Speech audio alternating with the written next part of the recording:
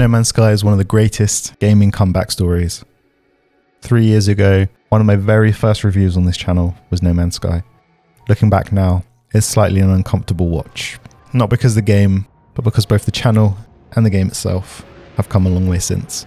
Since its notoriously rocky launch, Hello Games has continued supporting No Man's Sky with an astonishing number of free updates.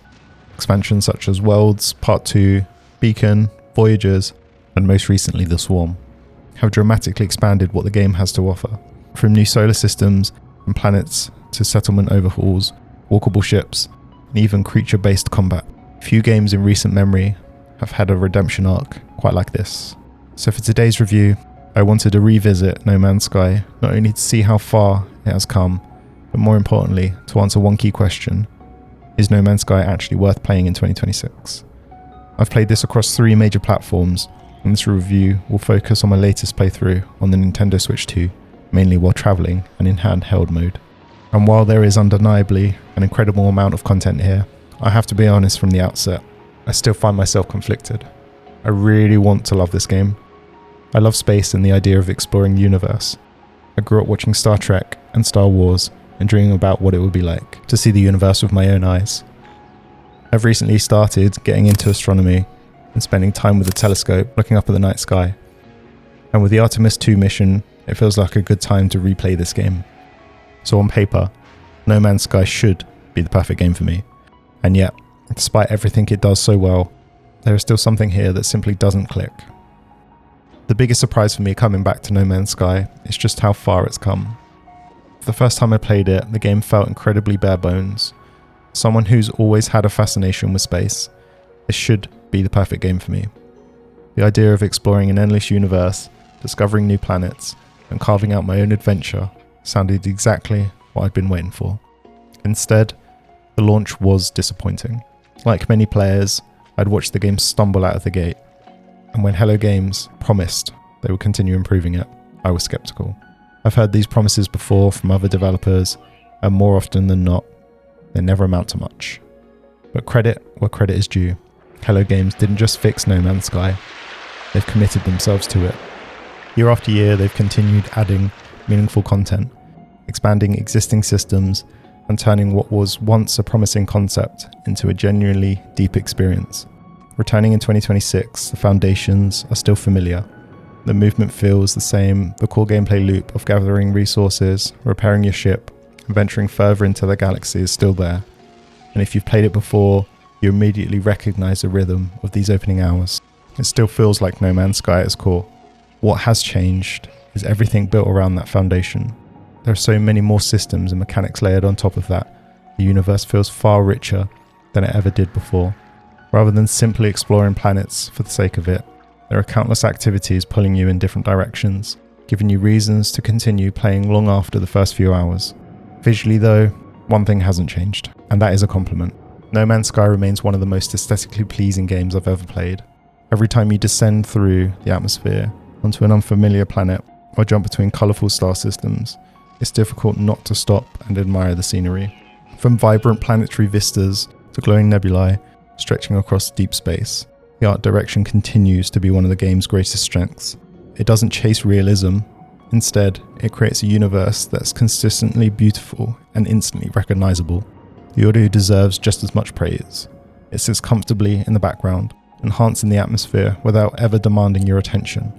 It reinforces both the scale of the universe and the isolation that comes with exploring it. One of my favourite touches is still the accomplishment chime that plays whenever you complete a milestone. It's a simple sound effect, but it's incredibly satisfying and constantly reminds you that you're making progress, even when you're simply wandering from one discovery to the next. Where the game has really evolved though, is the sheer number of new features added over the years. Managing your own fleet and commanding enormous freighters is one of the standout additions. These colossal, capital ships act as mobile bases, deep space storage facilities, and fleet command centers all rolled into one. Being able to walk around inside something you've earned yourself gives a real sense of progression, makes you feel like you've built your own place within the galaxy. Ship customization is another welcome addition. Being able to build and personalize your own ships adds another layer of identity to your journey, making your spacecraft feel uniquely yours, rather than just another tool from getting from one planet to the next. Settlements also provide much more purpose to base building. Instead of simply constructing something somewhere to store resources, you are now managing and developing communities, giving you another long-term objective that fits naturally into the wider gameplay loop. One of my favourite additions though has to be the expeditions. These limited time events completely change the pace of the game by giving every player a shared starting point and a series of objectives to complete across the galaxy. Each expedition tells its own story through the challenges you face along the way, rewarding you with exclusive cosmetics, equipment, and other unlockables once you finish. What I really enjoy about the expeditions is that they make the universe feel alive. You'll regularly cross paths with other players tackling the same journey, seeing other bases they've built or messages they've left behind. Even though No Man's Sky is often a solitary experience, expeditions create this sense that everyone is embarking on the same adventure together, and that makes those journeys feel genuinely memorable. Combat has also seen significant improvements throughout the game's life cycle, but this is probably one area that I still think No Man's Sky falls short. As someone who enjoys shooters, the gunplay just doesn't hold my attention for very long. There isn't enough variety or sense of danger to keep me fully engaged, and combat often feels like something I engage with because I have to, rather than because I want to. Games like Enshrouded build their progression around combat, offering meaningful skill trees and different playstyles that make every encounter feel rewarding. In No Man's Sky, combat feels more like an additional system than a core pillar of the experience. I will give the space combat some credit. Those first few dogfights are genuinely exciting and do a great job of capturing that Star Wars style fantasy of weaving between ships. Unfortunately, after a while they do become repetitive and start to feel more like interruptions than exciting moments. If you stepped away from No Man's Sky for a few years and return today, you discover a game overflowing with new mechanics, systems and activities. It's almost difficult to believe this is the same game that launched all those years ago. And yet, despite everything Hello Games has added, and they've added a lot, I still can't shake that feeling that something is missing. It's hard to put my finger on exactly what that is, but while the universe is bigger and much more feature-rich than ever before, it still lacks that final ingredient that would make every single system feel as compelling as the exploration itself. One area where No Man's Sky deserves a lot of credit is how it introduces both new players and returning players to its systems. Rather than pulling you into lengthy tutorials full of pop-ups and checklists, the game teaches you naturally through its opening quests. Everything you learn has a purpose, from managing your life support and hazard protection to gathering resources, repairing your ship, and crafting essential equipment. These early missions effectively are the tutorial, but they never feel like one. Every task contributes towards your immediate goal of surviving and getting you off the starting planet, while quietly teaching you mechanics that you'll continue using throughout the rest of the game. Whether it's repairing damaged technology or refueling your equipment hundreds of hours later, those early lessons remain relevant. I really like this approach because it doesn't interrupt the flow of the game. It reminds me of something I praised in my Humanity review a few videos ago. Some survival games either bombard you with intrusive tutorials or leave you to figure out everything yourself. No Man's Sky strikes a nice balance between the two, guiding you without ever feeling restrictive. Once these opening hours are behind you, the game itself is surprisingly easy to understand. There are story missions that gently direct your experience, but you're never forced down a single path. The universe is yours to explore however you choose. If you want to spend hours discovering new planets, you can. If you'd rather focus on building elaborate bases, customizing ships, expanding a fleet, or developing settlements, these options are all there for you. It's this freedom that makes No Man's Sky such an impressive sandbox. There is an enormous amount to do, and despite the sheer scale of this game, it's remarkably approachable once you understand those core systems. The gameplay is unquestionably where No Man's Sky shines brightest. Exploration remains the heart of the experience. Landing on unfamiliar planets, scanning strange wildlife, harvesting resources, and setting off towards the next solar system is an incredibly compelling gameplay loop, especially during those first few hours. The procedural generation continues to impress, with every planet offering its own landscapes, colours and atmosphere.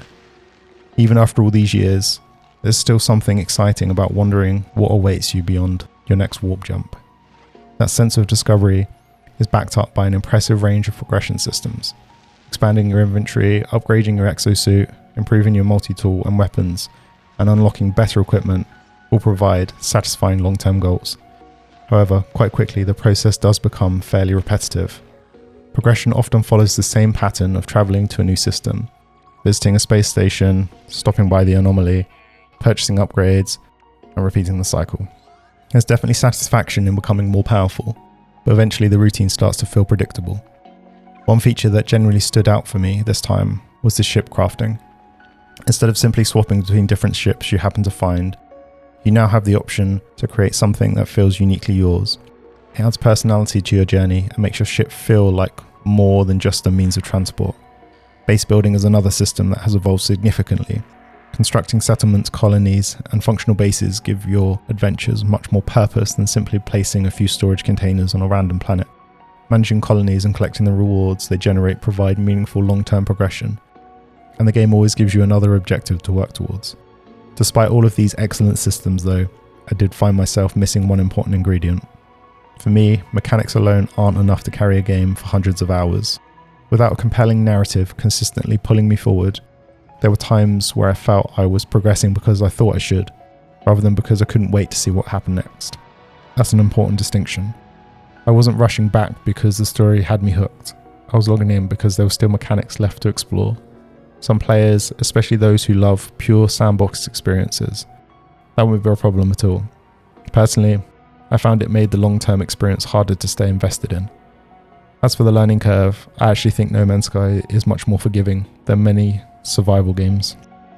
The biggest challenge you'll face depends on where you start. Some planets are far more hostile than others, with environmental hazards forcing you to carefully manage your resources while exploring. Looking back at when I first played this game 3 years ago, I remember struggling with resource management and dying far more often than I'd like to admit. In hindsight, it probably was more of a skill issue than anything else. Since then, I've played a lot more crafting and survival games, and I've become much more familiar with how these systems generally work. Compared to games like Green Hell or DayZ, No Man's Sky is honestly a fairly gentle introduction to the genre. Crafting is straightforward, resources are easy enough to understand. For brand new players though, I can understand why the game might initially feel overwhelming. There is an enormous amount happening during those opening hours. New missions arrive frequently, systems are introduced one after another, and the sheer scale of the universe can leave you wondering where to begin. Thankfully, the quests are divided into main and secondary objectives, allowing you to prioritize whichever activities interest you the most. Personally, I never felt on top of my growing to-do list. As someone who's neurodivergent, having so many active objectives consistently competing for my attention became frustrating at times. That's very much a personal experience rather than a criticism of the game itself, but it's worth mentioning because I suspect some players will feel similarly. The user interface can also seem intimidating when you first open it. There are plenty of menus, resources, and technologies to get your head around. Thankfully, once everything clicks, No Man's Sky becomes surprisingly easy to navigate. It's a game that's simple to pick up for an evening and make meaningful progress. My biggest challenge isn't picking it up, it's after putting it down for a few weeks and wanting to jump back in. I just don't think about it much after my last session. Overall, No Man's Sky has a lot to offer. The onboarding is thoughtful, with the guidance being clear without being restrictive, and the quality of life improvements make almost every aspect of the experience feel smoother. The sheer amount of content can seem daunting at first, but once you settle into its rhythm, it's one of the most approachable craft survival games available today. This is probably the hardest section of the review for me to talk about, because it's where my time with No Man's Sky becomes quite complicated. If I'm honest, what kept me coming back over the years isn't that I couldn't stop playing, it was that feeling I was somehow missing something. I've bought No Man's Sky on 3 different platforms, PC, PS5 and now the Switch 2. I followed every major update Hello Games has released, and each time I'd read the patch notes and see a new feature being added and think, this is it. This is the update that's finally going to hook me. Every time I've returned, that feeling has faded after a few hours. That's frustrating because, on paper, No Man's Sky should be my favourite game ever made. It's a craft survival game set in space where you're free to explore an entire universe, either alone or with friends. If you sat me down and asked me to design my ideal game, it would probably sound remarkably similar to No Man's Sky. That's one of the reasons I was so excited to play it again on the Switch 2. I thought perhaps playing it in handheld mode while travelling or relaxing on the sofa, with my headphones on completely immersed in its atmosphere, this might finally be the experience that made everything click. And there were moments where I genuinely thought it might happen. The atmosphere is exceptional, flying between planets, watching colourful nebulae drift across your screen, and discovering another procedurally generated world still captures the same sense of wonder it always has. But eventually that feeling wears off. I found myself asking the same question I'd asked every previous time I'd played. What's actually keeping me here? For me, the answer never really arrived. The gameplay loop gradually becomes predictable. I'd warp to another star system, collect the free exo upgrade, do the same on the space anomaly, gather more resources, complete a handful of objectives, and move on to the next system. It wasn't that these activities were bad individually. They simply never evolved enough to keep me invested over the long term. Even the reputation system, while offering better missions and worthwhile rewards, never gave me a compelling reason to push further. One mechanic I always thought was a brilliant concept was learning alien languages. The idea of gradually understanding different alien races through exploration is exactly the sort of immersive system I love in games. Discovering knowledge stones, speaking with alien life forms, and slowly piecing together entire dialects sounds fantastic on paper. The problem is that I never felt the payoff matched the effort. Eventually, I'd understand more of what an alien was saying. But most conversations still lead to the same trading interfaces regardless of whether I translated 5 words or 500. Learning new vocabulary became something I knew I could do, rather than something I generally wanted or needed to do. Resource gathering suffers from a similar issue. As someone who spent hundreds of hours playing craft survival games, I completely understand that gathering resources is part of the gameplay loop. Grinding materials is inevitable. The difference is how rewarding that process feels. Take Valheim, for example. Every biome introduces new materials that fundamentally change your progression. Reaching the mountains for the first time and hunting for silver wasn't memorable simply because of the ore itself. It was everything surrounding it. Managing the freezing temperatures, preparing the right equipment, and surviving dangerous enemies made finding the silver feel like an achievement. I even adopted a pack of wolves that subsequently got taken out as soon as I stepped into another biome. I am still brokenhearted about that. I never experienced the same feeling in No Man's Sky. Resources became something I collected because I needed them, not because obtaining them was exciting. The journey rarely felt as rewarding as the destination. That isn't to say that every new system falls short. Ship crafting is generally one of my favourite additions to the game. It creates a genuine sense of ownership over your own adventure, allowing your ship to become something personal rather than just another randomly generated vehicle. Seeing your own customised ship soaring through space in third person is incredibly satisfying, while switching back into the cockpit immediately restores that immersive first-person perspective. It's one of the few systems that consistently brought some level of satisfaction. The question I kept asking myself throughout this review was what stories No Man's Sky naturally created for me. When I think back to games like Valheim, I can instantly remember specific moments. The first terrifying trip into the swamps, finally discovering silver hidden beneath the snow, barely escaping with my gear after everything went wrong, and even recovery missions when things did go wrong. Those are experiences that stay with you long after you stop playing. I struggle to find the equivalent moments here. I even returned to No Man's Sky with a couple of friends around a year ago, thinking perhaps shared experience would finally unlock what I'd been missing. We enjoyed ourselves for a few sessions, explored together, and built up a little progress. But before long, we'd quietly moved on to something else. There was never that one adventure we'd still be talking about months later. And I think that's ultimately why No Man's Sky has always been such a difficult game for me to review. I completely understand why so many people adore it. The freedom is incredible. The universe is beautiful. The amount of content available today is genuinely staggering, and Hello Games deserves enormous credit for transforming the game into something far beyond what launched all those years ago. But despite all of that, I never found the emotional connection that kept pulling me back. For me, No Man's Sky delivers unforgettable sights. It just never created unforgettable stories. One of the biggest reasons I wanted to revisit No Man's Sky was the release of the dedicated Switch 2 edition. The original Switch version was already an impressive technical achievement considering the scale of the game, but there were obviously some compromises to get such an enormous universe running on the Nintendo hardware. This new version feels like the experience Hello Games originally wanted to deliver on a handheld. The improvements are noticeable. Visually, the game looks fantastic. Considering the sheer scale of No Man's Sky, it's genuinely impressive what they've achieved here. Flying seamlessly between planets and exploring densely populated worlds on the handheld console still feels genuinely surreal. The striking art direction translates remarkably well on the Switch 2's display, and I never felt like I was playing an inferior version simply because it was portable. Performance is also generally solid. For the vast majority of my time with the game, exploration, resource gathering, and travelling between planets felt smooth and responsive. I did notice occasional frame rate dips during the more demanding moments, particularly while warping or during heavier transitions whilst landing on planets. But these weren't frequent enough to significantly impact my enjoyment. That said, my experience wasn't completely free of technical issues. I encountered one major crash while attempting to hand in an anomaly quest, which was particularly frustrating because these missions need to be completed within the same session.